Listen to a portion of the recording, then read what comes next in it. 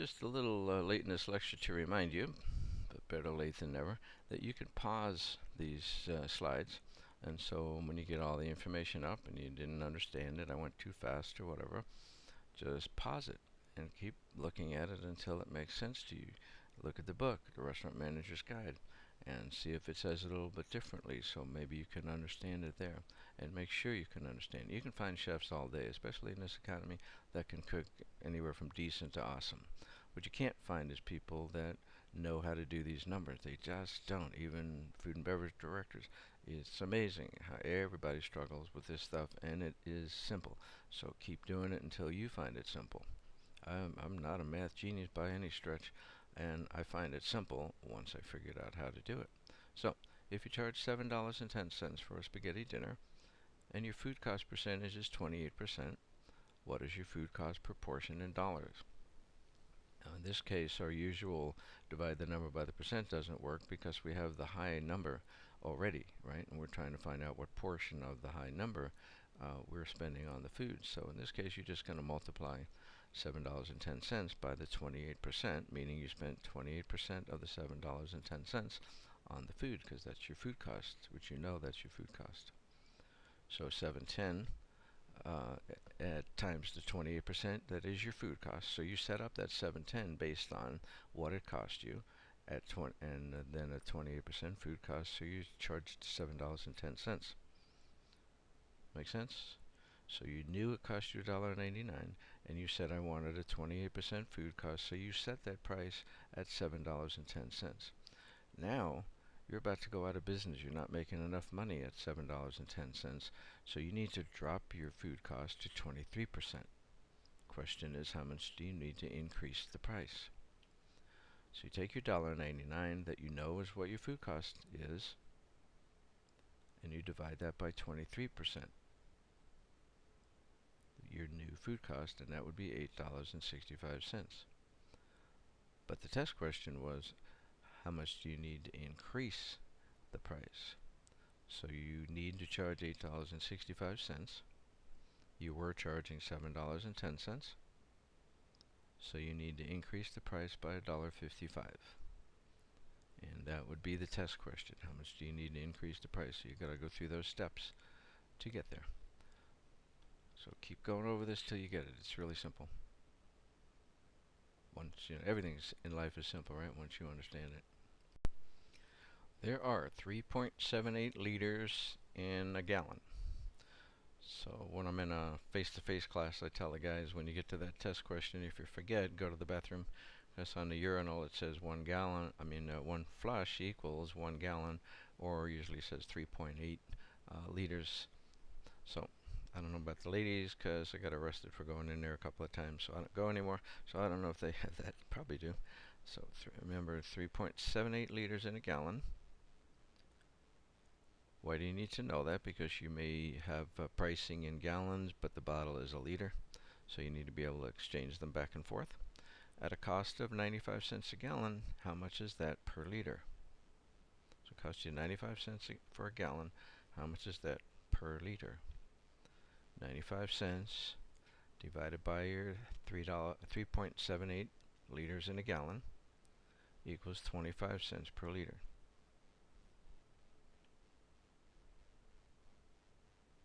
So, the question on the test is, if you could buy or something like this, if you could buy pre-made whiskey sour mix for 86 cents a gallon, or you can make it yourself for 21 cents a liter, which one would you do? What do you have to do? You have to change that 86 cents a gallon into liters, right? So 86 cents per gallon divided by 3.78 equals 23 cents per liter.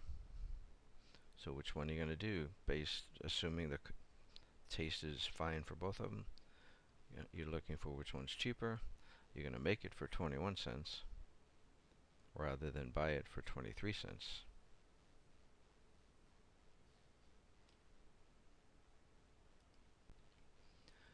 What incentive does your staff have to reach your desired food cost percent? Why should they bother to work down your food cost?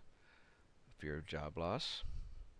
If you don't get this down to my cost, you're going to lose your job. Well, guess what?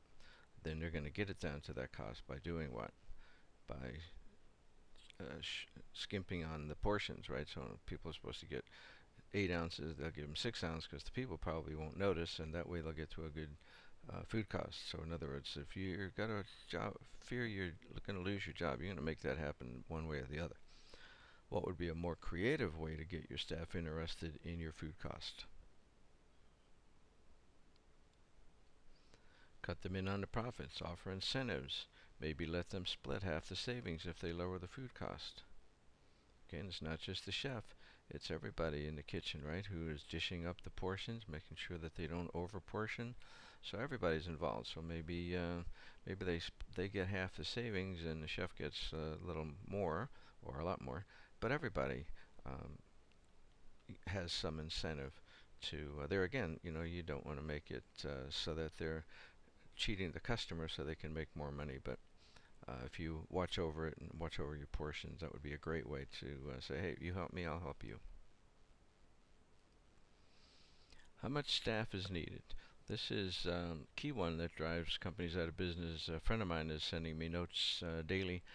He's at a new buffet restaurant, and I don't know how many employees they had, but they just let 44 people go, and they're going to let 10 more people go the following week, and they're trying to get to, I think it's a 14% labor cost. So obviously they didn't figure it out too good in the beginning. Man, how can you be overstaffed by 50 people, or how can you then later be understaffed by 50 people if they were correctly staffed in the first place? So one of the two is messed up. In order to determine how much staff you need to hire for a new property, you need to estimate the number of people needed for various levels of business, such as when do you add another cook, when do you add a kitchen manager, when do you add another cashier. So then you're going to equate specific customer levels with the total labor hours to be scheduled. So in the beginning, other than the first day when you're giving all your friends free food, when you actually open for real business, um, in the beginning, the pot washer can also wash the dishes. In the beginning, the service staff can also bust the tables. In the beginning, you just need one cashier. When you get to whatever it is, 100 customers, then you're going to add another cashier. When you get to 500 customers, you're going to add a kitchen manager. In the beginning, the chef can be the expediter, right? Can make sure all the plates are going out right. You're not doing that many. But at some point, the chef's too busy, so you're going to add another cook. You're going to add a kitchen manager. So do that ahead of time, then you're not making the sweat decisions. Man, I'm working my butt off. Got to get some more people in here. You want to do it based on preset levels of labor hours versus customers. If a restaurant's food cost is $44,000, starting inventory was $19,000, and they purchased $31,000 worth of food, what was the ending inventory? So we've had question something similar to this, but we're just looking for a different piece of that puzzle. So if you have $19,000 was your beginning inventory, and you purchased $31,000 worth of food, less you have, you had a food cost. In other words, you used 44,000. So you started with 19. You bought $31,000 more. You used 44,000. Question is, how much should you still have on the shelf? Your ending inventory. That would be $6,000. 19 plus 31 is 50,000. Less the 44,000 that was your food cost equals $6,000 you should have in inventory.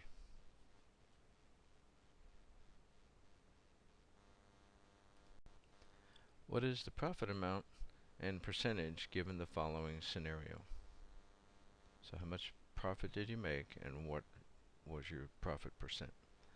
Income from sales was $350,000. So you sold $350,000 worth of product. Your food cost was 35%. Your non-food costs like plates and dishes and labor and whatever was 50%.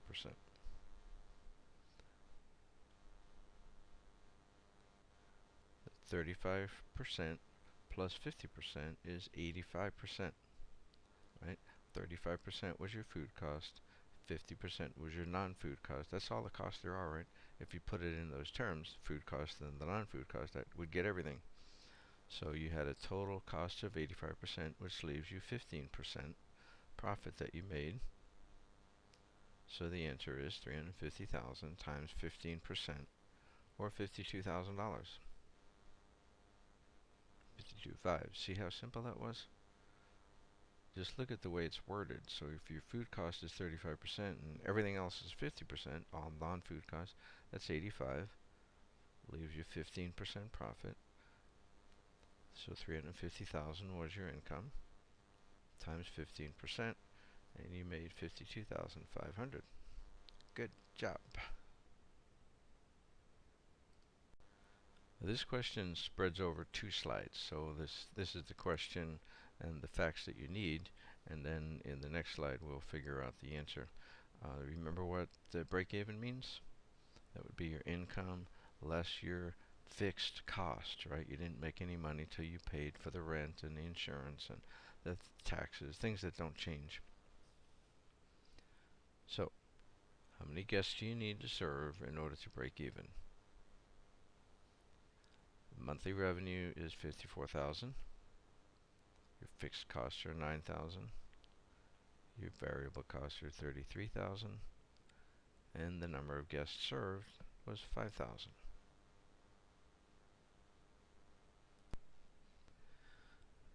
So to get to the answer, you take your total fixed costs divided by the per guest revenue average minus variable costs per guest.